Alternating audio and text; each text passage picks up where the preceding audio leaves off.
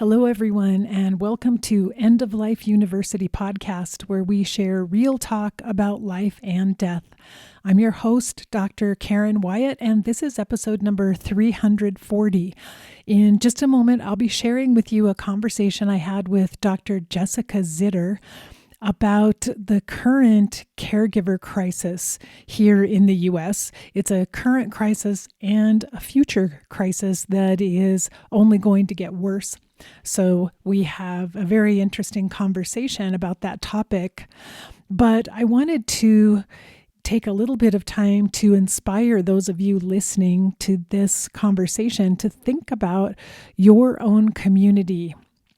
Who are the unpaid family caregivers around you that might be invisible to most of us, that maybe are toiling away without anyone noticing that they need help or offering them support?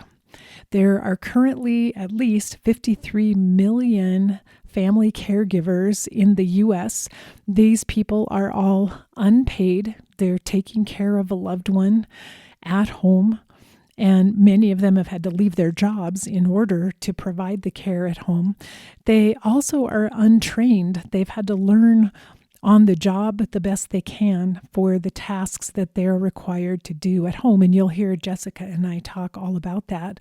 But I encourage you, as you listen to our interview, to start thinking about who is near you that might need some support. Is there someone in your neighborhood or your workplace who's caring for a loved one at home? Someone in your church or another organization that you belong to who could use some extra support and help? Then ask yourself, what can you do with the skills and the knowledge and the experience that you have? Is there anything you can do to support family caregivers in your community? Maybe you can offer little mini training sessions for caregivers online about how to do certain tasks, how to do a bed bath, how to change the sheets on the bed when a patient is in bed, how to organize and manage medications for a patient.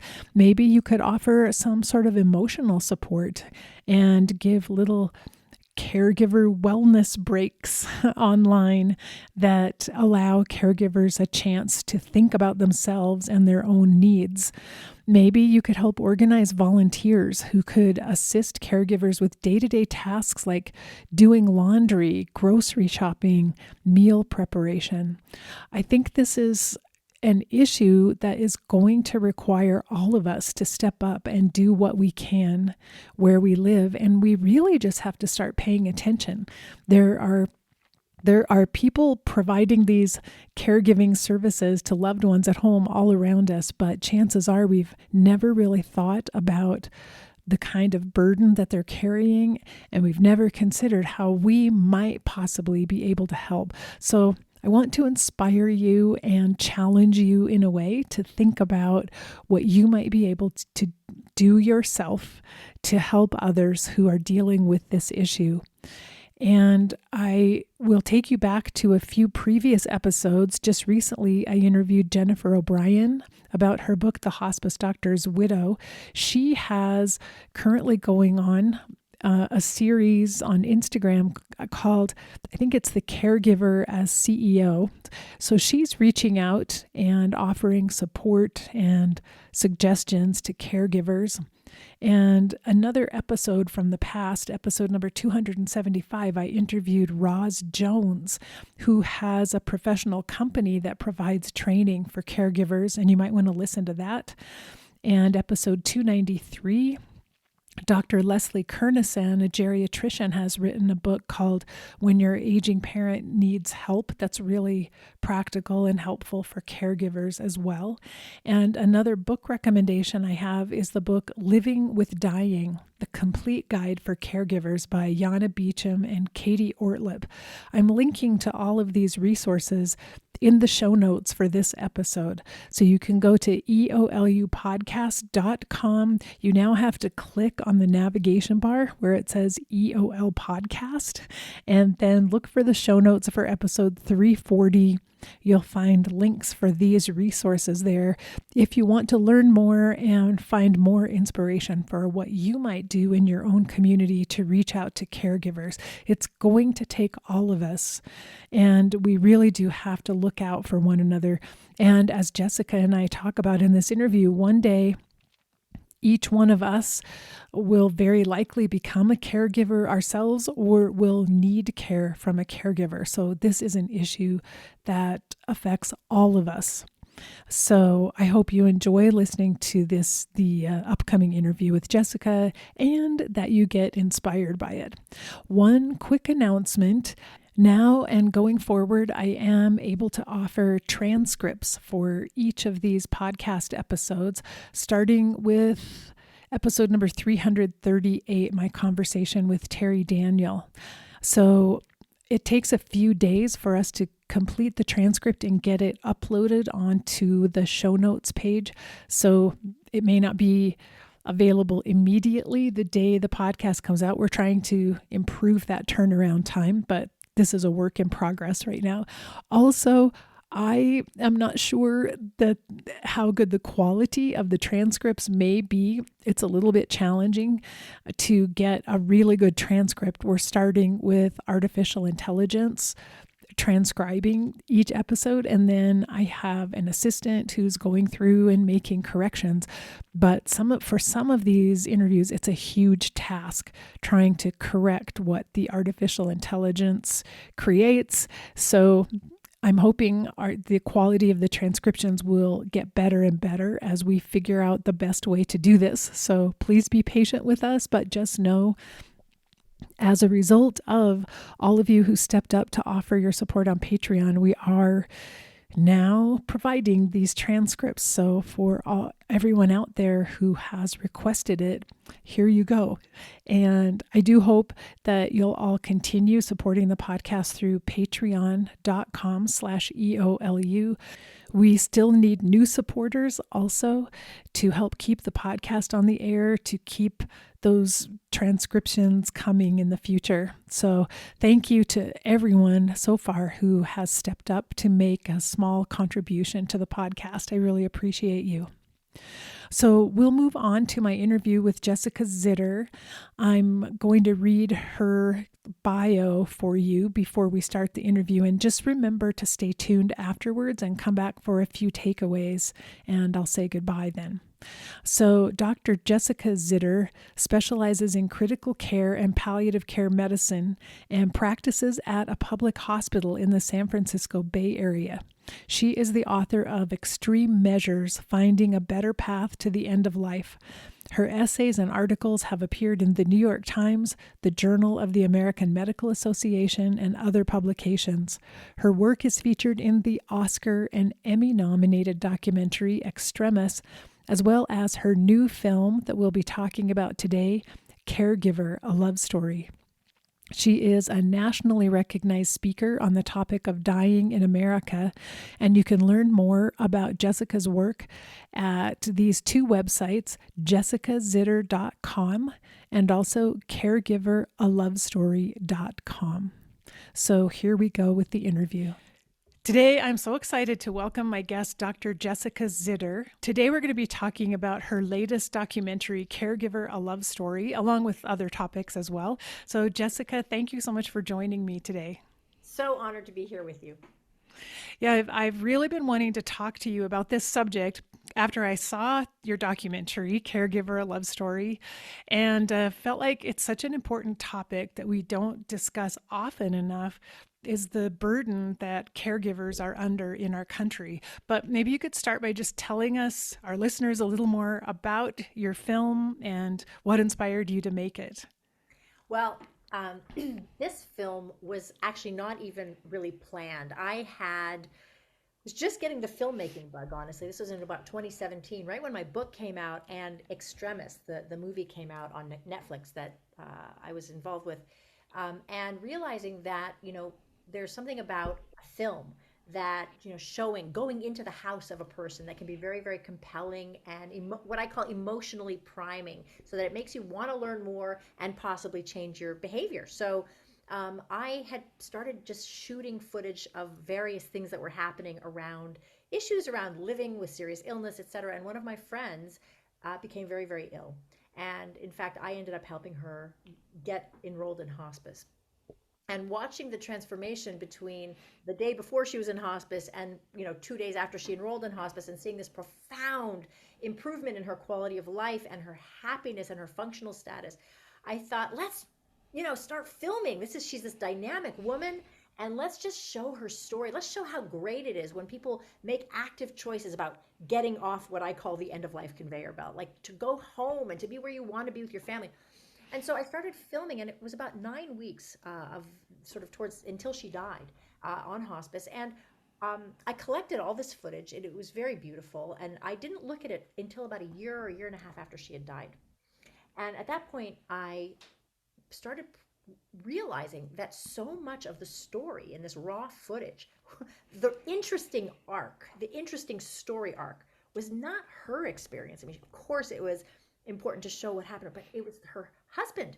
It was the guy that I thought was just going to be there to open the door for hospice. I didn't think he was going to be a main character in this story at all.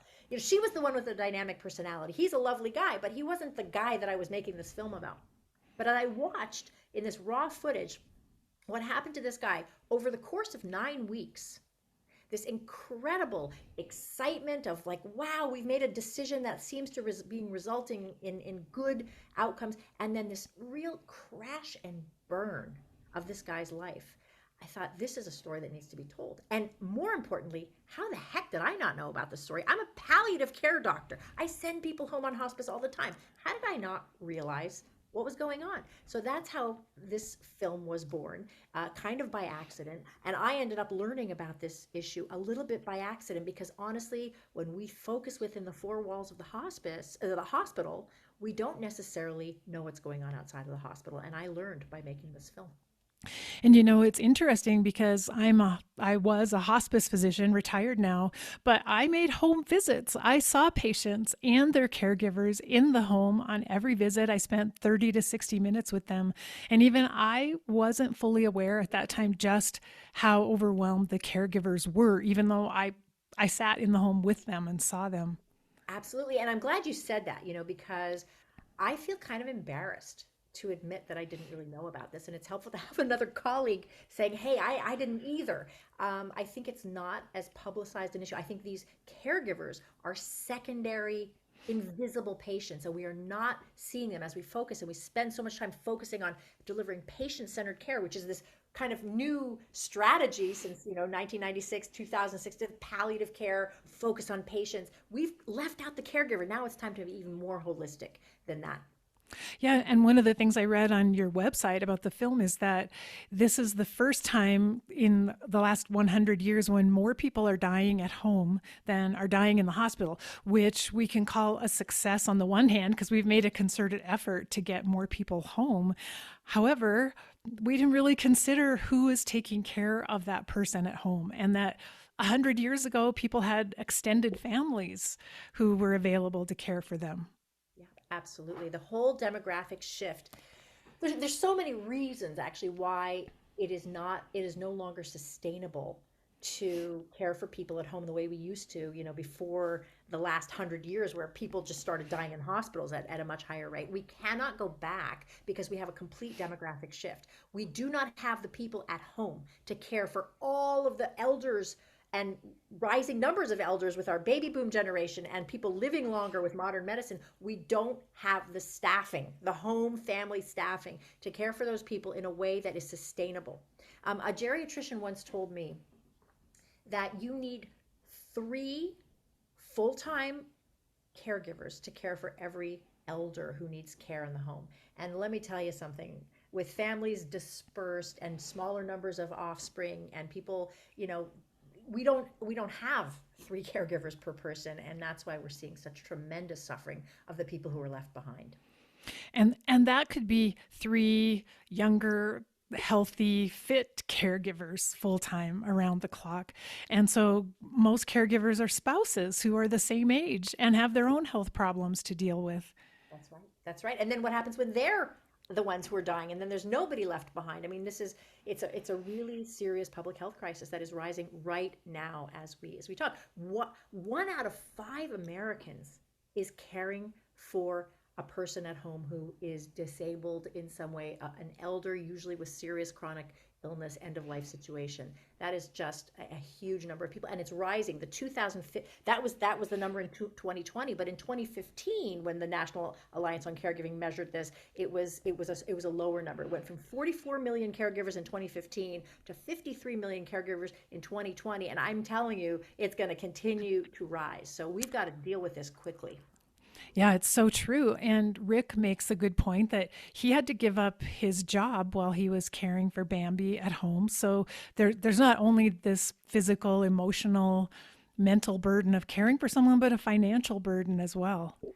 Absolutely. People are going into debt. There's a number of people who go back. 30% of caregivers use up their savings. They use their savings up. This is a serious financial crisis. When you think about it, 60% of caregivers work, most of them full time. So here you've got, people working for employers and they absolutely can't do all of the things that they used to do. They've got appointments and there's just so much going on. So employers are losing $65 billion a year in revenue based on caregiver burden. And so employers have a reason to really start being interested in this topic and some of the more forward thinking and larger employers they're starting to give benefits in their list of benefits to caregivers. But the problem is you can give all the benefits you want. If you don't have a culture that supports caregivers and that makes it okay to explain that you are having stress at home and makes it okay to use those benefits, people don't tend to use them. 90% of caregivers, working caregivers surveyed, who were workers, said that they did not feel safe in their place of employment, asking for support as caregivers. They didn't feel comfortable. They felt that they would get penalized, and that is not a culture that supports caregivers. Oh, not at all. We need to shift in so many different ways if we're going to solve this problem. But we don't have very much time to make changes here before the baby boom generation uh, is in serious need of home caregiving. I mean, I think we're at that stage right now. I think we're at the point now. We're in it, and it is going to get worse, and it's going to continue to get worse. But we are in this catastrophe that, again, if you just look at the data, the incredible medical burden, the emotional, financial, what is happening to caregivers right now is just not a sustainable thing. And it's not just not sustainable for them. And that's, by the way, all of us, because when you think again of the prevalence, this is huge, but it's not sustainable for the rest of society. This is, the caregivers are doing billions and billions of dollars of unpaid work. And if you have a breakdown of that community, and if they are not able to function, it's really part of the infrastructure of our society. If they don't have a social safety net, then the social safety net is going to break for all of us. Um, And Problematic. and it is really obvious in the film as we watch this evolution and the arc, as you called it, for Rick. You can visibly see him getting more and more tired and just worn down and exhausted in the process of the film. Absolutely. And by the way, here's a really important point. Rick was one of the lucky ones. You watch this film, you feel this heaviness. You watch Rick, you're like, oh my gosh, we've got to do something about family caregiver burden. But don't forget that Rick was one of the lucky ones. He only did it for 9 weeks. The average family caregiver does this for 4.5 years. He was young, he was pretty healthy. The average caregiver, as you say, is as an elder and not as healthy as Rick. He was doing this with a newlywed wife. I mean, loved him. She went so out of her way to do everything she could in her power to help him. Many people are caring for people who either have dementia or with whom they did not have necessarily a great relationship. Rick had this incredible community around him. Most people are doing this alone in isolation. I could go on and on. I mean, Rick had savings that he kind of came to the end of his savings, but he had savings. So many people, particularly women and people of color, are absolutely devastated by this. And you can imagine with COVID, it was even more exacerbated. But this is a very serious illness, a very serious crisis that Rick represents one of the lucky ones going through this. So that's important to keep in context. And I'm just imagining the number of people who get sent home from the hospital with an ill loved one, and they have a list of medications and recommendations of certain things they should do, and absolutely no training for how to provide care for someone at home. We're doing a dreadful job in hospitals, and I count myself among the we, preparing caregivers, alerting them to things that they may need to know or they may want to do to prepare, really being realistic about what is going to happen, what it's going to look like. We're at training them adequately. I mean, do you know that 60% of family caregivers now are doing medical or nursing tasks that usually were done by nurses, technicians? They're now being done by the spouse. And so people are being sent home with very little training, inadequate training. There's the CARE Act, which is by the last time I looked, I believe 14 or 16 states have implemented it. It was initiated by AARP. So it's a state law, and California, where I live, is one of the states that has implemented the CARE Act. And what that I can't remember what it stands for. It's about caregivers, and it's about stating that hospitals must identify caregivers before they discharge the patient, and they must provide training. And I will tell you that I did an informal poll of about 20 people who should know about the CARE Act: social workers, care managers. No one had ever heard about it. So it's a great concept. It's a very important concept about how we should be changing our structures and our infrastructure in the hospitals, which is where caregivers get born, right? All of a Mm-hmm. sudden you're going home with someone who's newly infirm. And it's a great idea, but it has not been implemented, and it really should be, among many, many other things. It occurs to me that in our society, well, we know we've been in denial of death in general in our society for decades and decades now, but that we're also in denial of the fact that a lot of us are going to end up being caregivers at some point in the future. And I feel like if we could make people more aware of that before they reach the point where today's the day you become a caregiver, that maybe we can help people prepare themselves a little bit better for what will be required from them. Absolutely. I mean, we talk about advanced care planning, and we talk about, oh, it's about, do you want a ventilator or do you not want a ventilator? Do you have an advance directive signed? Well, the fact is, and I'm sure you've been hearing this whole sort of hailstorm of the advance directive isn't really working. Okay, you know what? But advanced care planning is much more than completing an advance directive. It includes forethought and foresight about the eventual scenarios that may unfold, and for people to just be aware of them and to sort of imagine, well, what would I do? And what would I do if I was in an ICU and I was on a ventilator? What would I do if I decided to go home with hospice? And having some ideas around which to plan and think about what they would do.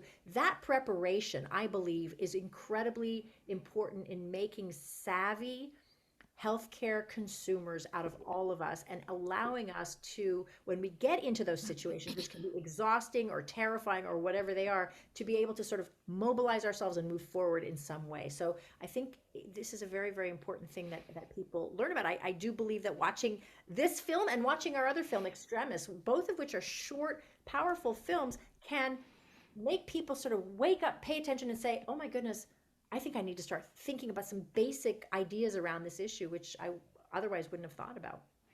And I did want to mention Extremis. I've recommended that film to so many people because it's just a perfect depiction of what happens when people don't plan ahead, when people have never thought about or discussed death and dying with their loved ones.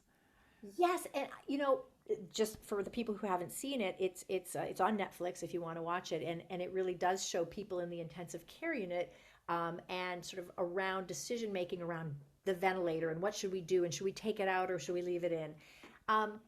What's interesting about both Extremis and Caregiver, a love story, is that for those families, they actually had made plans in advance. The problem was they were not fully implemented. For example, the patient in Extremis who ended up getting extubated at the end, she had always known she didn't want to get intubated. But the problem was that we as a healthcare system hadn't pulled that information out of that family. But she knew what she wanted, and it took communicating with her brother to really get that information out. But then it was very, very clear. So she had done some advanced care planning. She had had these conversations with her family, but still she got intubated. So we need to take that as a cautionary tale. You can have all the plans. You still may end up getting into a situation that you didn't want to get into. But if you have had some robust conversations, it's easier to get out of a situation that you don't want to be in than if you haven't had those conversations. And in Caregiver, a Love Story, they had also done planning. Their plan was, we don't want to continue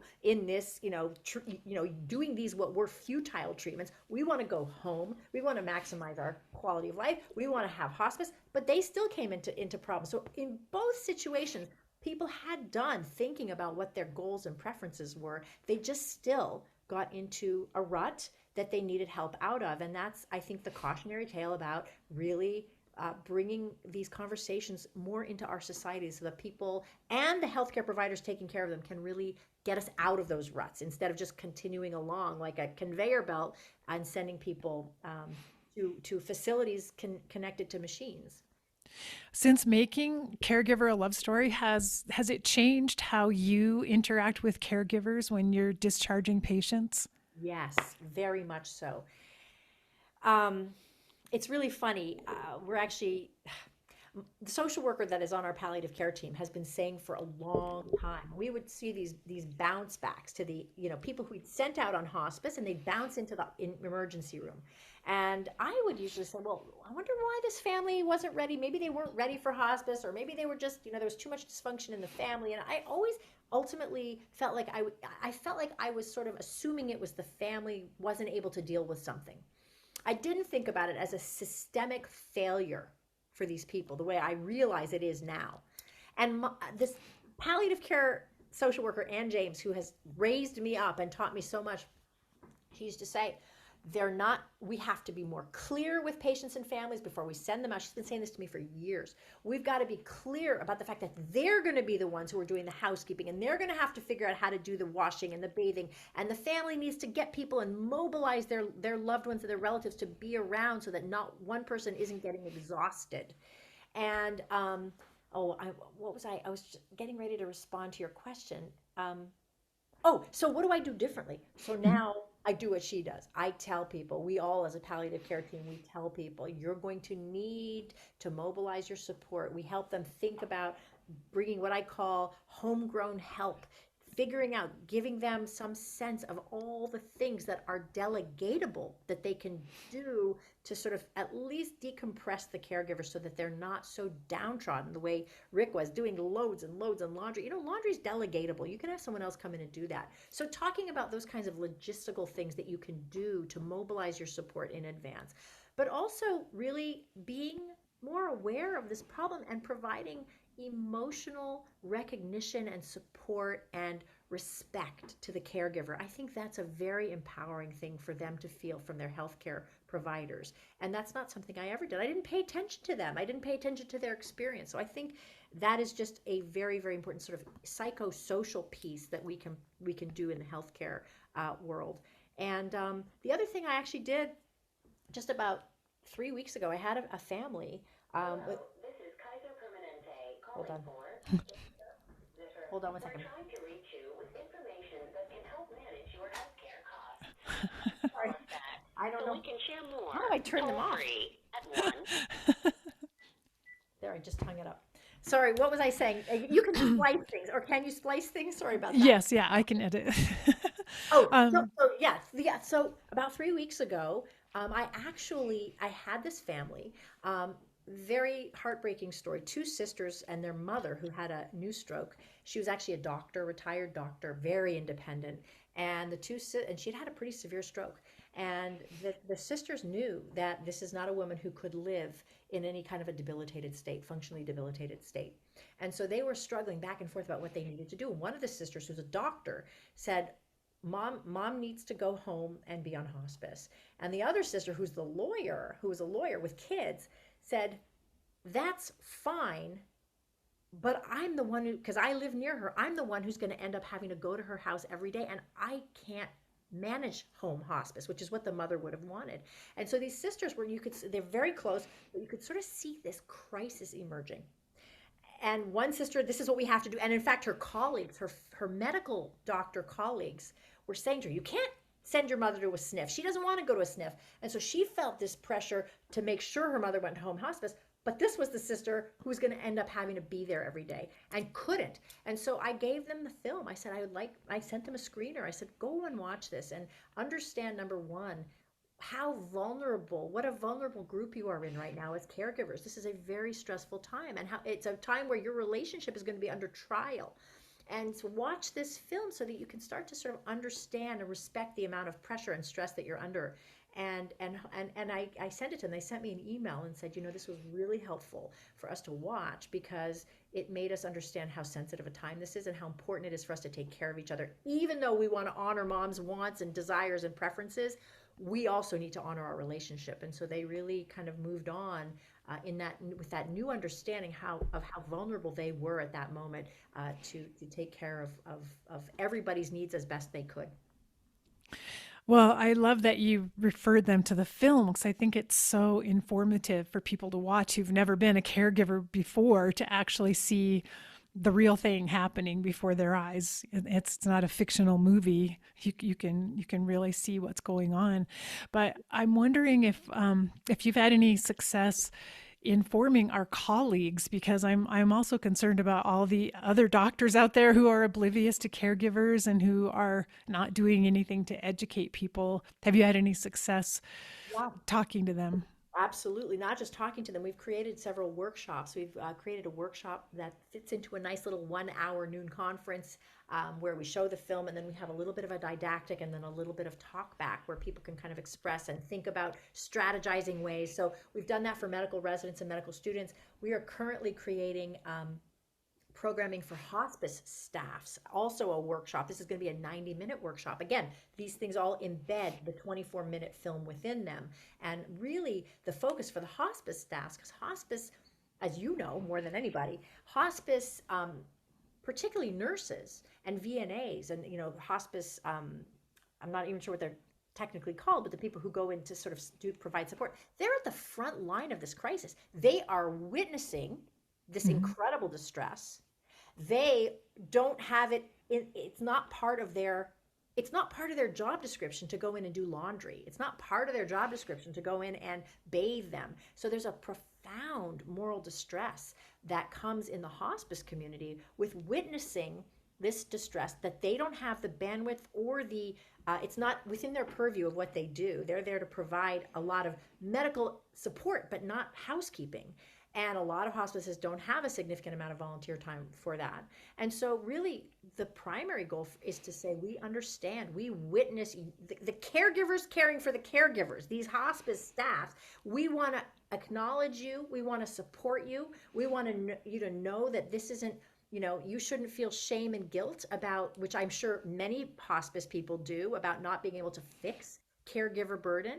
And then let's talk about little strategies that we can use so that you do have resilience and you don't feel beat down. But this issue in the hospice world of feeling guilty and responsible for caregiver burden is a real problem. And one of the fears I had in making this film was that it was going to be like throwing hospice under the bus. Where was hospice and why did they fix it for Rick? And hospice was involved. Well, the truth is, it's not their job. And I don't want them to feel like it's their job. So I really didn't want anyone to come away from this film feeling like, oh my gosh, I don't want to use hospice. They don't support us. That's not true. And so I don't know. You probably resonate with that on some level. Yeah, definitely. But I know there's a misconception in our society. Those people who feel really positive about hospice often believe hospice will come in and just take over. They'll provide all the care. We'll have mom at home, but we'll have all the support and all these people. And so it is one of the myths we deal with in hospice all the time, having to explain to people that's not what we're able to provide. It's by no means does the hospice benefit cover that kind of caregiving. No, and it does everybody a disservice to believe that it does. In fact, I have a keynote talk that goes with the showing of this film that I have delivered in several places, and it talks about the 3 myths around the end of life at home, about living at home with serious illness or dying at home with serious illness. And one of them is that hospice will take care of everything. It simply isn't true, and it does terrible disservice for anybody who thinks it will. The thing is, here's what that hospice that took care of Bambi, they did a fantastic job.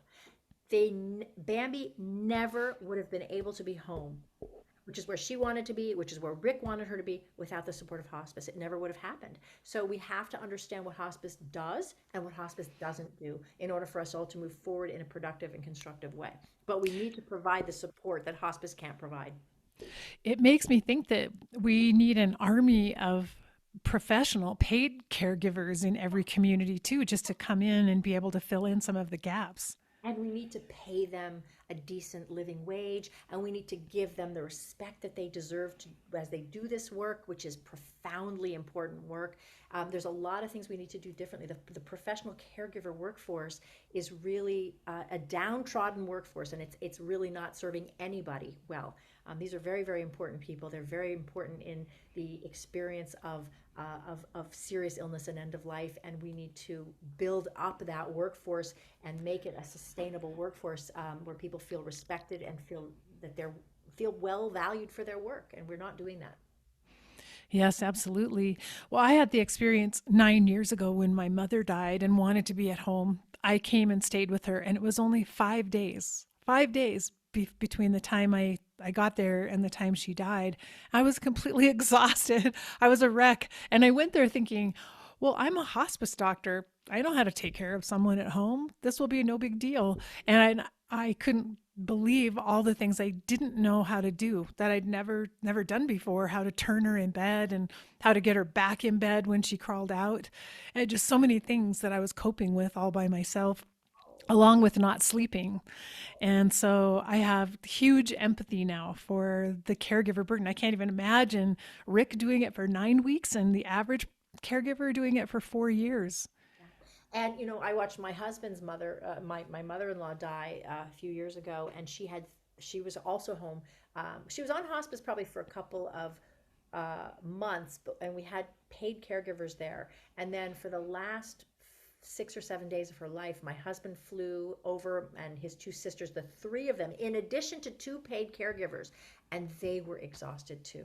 So you can imagine what is really going on out there. It is a serious crisis that we have got to solve. And by the way, right now as we speak, there is a whole infrastructure bill that is being dealt with in Washington, where this whole idea of supporting caregivers, which started out at $444 billion, then went down to $170 billion, and I'm not even sure where we are now, but it got whittled and whittled away.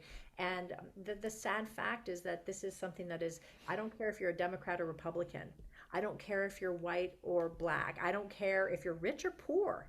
This is coming for all of us. And it really is short-sighted to not provide a support in some way from a federal and state approach to support these people, because it's all of us ultimately. And I'm sure you read the same article I did in a survey. The United States was ranked far lower than other developed nations in terms of the quality of end-of-life care that we're providing, which I think is embarrassing. We have the most expensive healthcare system in the world, and I can't remember what our ranking was, but it was way down there. 44. 44. I tweeted that. I tweeted it out. We got a grade of C+, and I said, I don't know about you, but I am not satisfied with this grade. It is unacceptable. It is embarrassing. It's totally embarrassing, and it's unnecessary. There's no reason for it. We should be able to solve this problem with all the resources we have. You are preaching to the converted. It's a real problem. It's a real problem. Yeah, I think it takes a public will, I guess, but a lot of education too. And I know actually you're doing that, because you just mentioned you're offering various workshops where people can watch the film and have discussion groups together. So tell us more about what's available and how people could access that. Absolutely. Well, for me, the whole point of making these films is for impact, is to change the structures and the beliefs and the behaviors of all of those of us involved, whether we be caregivers, whether we be healthcare providers, hospice providers. And we're actually creating a program right now for clergy to really understand caregiver burden among their congregants and in their communities. I think we've created so where can we go? If you want, the best place to go is to go to caregiveraLoveStory.com. and see the different programs that we have. We're just getting ready to take our family caregiver program, which goes about an hour and a half, and it's all virtual. And we have a wonderful family caregiver who is training to deliver that. And so we're going to start, if people want to sign up and go to our probably the best thing to do is go and sign up for our newsletter at jessicazitter.com. Sign up for the newsletter and you'll find out when that family caregiver workshop is going to become ready to go. But we're working on getting that out there. But we also have programming for, as I said, the healthcare workforce, medical trainees, hospitals, where we can go in and do the programming and the workshop that I mentioned. And people just need to go to caregiveralovestory.com and they'll see the different things that they could request of us. And I also noticed you have a lot of resources on that website, caregiveralovestory.com. And I was really surprised to see there. I didn't know AARP has a site for caregivers that had even instructional videos for caregivers about how to do certain things. And I feel like that's really helpful too. I just for people to know there's a place they can go and learn a skill that they may not have that they need when they're taking care of someone. Well, actually, we're in conversation right now with AARP because they're very interested in using our film for all of their members. So that's exciting. They're doing some really robust work around caregiver burden, not only for the family caregivers themselves, but they're also trying to really help to change medical practice and hospital practice and structures. So we're really excited to be involved with them as well. That's good to hear because I feel like this is an all hands on deck situation where we need as many collaborators as we can get to come together to figure out how to solve this problem. Absolutely. I couldn't agree more. Absolutely. Well, I'm curious about what other projects you're working on because I know you're enjoying filmmaking, but what else is in the future for you? Well, we're really excited to be working on our third film, which is called The Chaplain of Oakland. And it is through the eyes of my mentor and friend, Chaplain Betty Clark, who is the chaplain on the palliative care team that I've worked with for a long, long time at Highland Hospital. It's really going to be looking at racial inequities at the end of life and how, people basically die in this country based on their race, the color of their skin. And I think that that's a very important topic. We are really excited to explore that further and tell this important story through her eyes.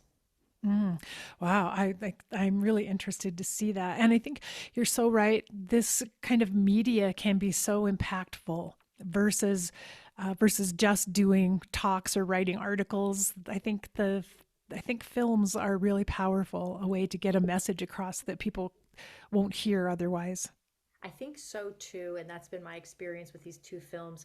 I really think it makes people pay attention. It's a little bit of a less threatening, more interesting way for people to get involved in a topic. And then once they're involved, once they're invested and interested, that's when they can go out, learn more, and do different, and behave differently and in a more impactful way. Yeah, I have to say, I'm just really impressed with everything that you've been doing. And in spite of working in the ICU and doing palliative care there as well, that you somehow find the energy and the time to create these films and the workshops and programs you're doing. And you're just really a blessing to this end of life arena and all the issues that we're dealing with. Well, thank you so much for saying that. It's been a sort of a it's been a haul to learn a whole new, different type of craft, and I'm really excited. I'm actually very excited to be part of a residency program as San Francisco Film resident, and really in this sort of cohort of very young and a lot younger than me, and talented filmmakers, and really getting a lot of terrific mentoring around this new film that we're doing, and learning more about the craft of making films, which is not as easy as you would think. It's a complicated world out there of documentary filmmaking, but really excited and hoping that it will create impact. And if people want to come and learn more, you can obviously go to caregiveralovestory.com, but also please go to jessicazitter.com, which talks more about the broader scope of what we're trying to do and our programming. And I highly recommend your book, Extreme Measures, as well. Read the book and watch Extremis. Those two go together really well in terms of understanding some other issues around end of life care. Well, I hope people will read the book because the book, again, is a collection of stories, but it's really also a guide to people, using stories to enter this world to help people really figure out what they want to do for themselves. In fact, at the end of the book, I have a very robust appendix, which is like a 6-step approach to what are you going to do next? How do you want to manifest or sort of position yourself to be in the place that you want to be when you come to the end of your life, and everybody or your loved one does. I think it's really a crash course for people who want to get a little bit more empowered to care for themselves and to get the care that they want. Well, I will leave links in the show notes so everyone can find your book and find Extremis. But where can people watch Caregiver: A Love Story? Well, that is a best to go to caregiveraLoveStory.com for that. Because we have events that are coming up that are public events. The film is not yet out on a sort of public platform quite, and it will be eventually, but right now there are many opportunities to watch it. Certainly you can invite me to come and speak, or we can do, there's many different ways to do programming with the film if people are interested, and we're always happy to talk to you and help figure it out. So it would be great for people to do private screenings, maybe, even in their home, and like rent the film to show to their neighbors and have a discussion group even and talk about it. We have an educational distributor where people can, if they want to go and just screen the film. It's usually through libraries and educational institutions, but there's ways for them to access it for private groups as well. Yeah, well, I'd love to see it viewed far and wide because it's such important information. And again, I'll just express my gratitude to you for all your passion and your energy and for everything that you're creating out there. Thank you. Thank you so much. I mean, Karen, I want to thank you for kind of putting it out there and getting it to more ears. It really is helpful. Yeah. Well, that's what I hope. I wanted to share it with all of our listeners so that they will start thinking for themselves, what will I do if I'm a caregiver someday, or if I need a caregiver, and how will I handle that in the future? Because the time is now when each one of us needs to be thinking about that. That's absolutely true. Absolutely true. Well, thank you so much for taking time out. I know how busy you are, so I really appreciate you taking time to talk to me. It's a pleasure, an absolute pleasure, and I hope to talk to you again sometime in the future. Definitely. We'll check back in, and I can't wait for your next film. Thanks, Karen. Thank you, everyone.